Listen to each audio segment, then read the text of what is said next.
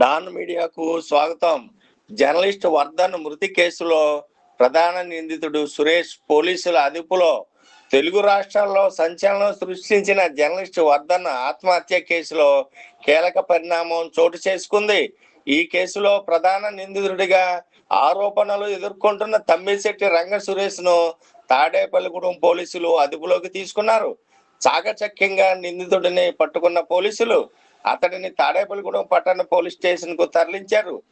ఇప్పటికే ఈ కేసులో అరెస్ట్ అయిన దేవా శివప్రసాద్ తో పాటు తమ్మిశెట్టి రంగ సురేష్ ను కూడా ఈ రోజు తాడేపల్లిగూడెం కోర్టులో హాజరు పరచనున్నట్లు సమాచారం. జర్నలిస్ట్ వర్ధన్ ఆత్మహత్య ఘటన రాష్ట్ర వ్యాప్తంగా తీవ్ర చర్చనీయాంశంగా మారిన నేపథ్యంలో ఈ కేసులో జరుగుతున్న పరిణామాలపై సర్వత్రా ఆసక్తి నెలకొంది. కేసుకు సంబంధించిన దర్యాప్తును పోలీసులు కొనసాగిస్తుండగా కోర్టులో నిందితుల హాజరు అనంతరం మరిన్ని వివరాలు వెలుగులోకి వచ్చే అవకాశం ఉంది. విశ్వసనీయ వార్తల సమాహారమే మన డాన్ మీడియాను లైక్ చేయండి, షేర్ చేయండి, సబ్స్క్రైబ్ చేయండి, మరికొందరితో చేయించండి. ధన్యవాదములు.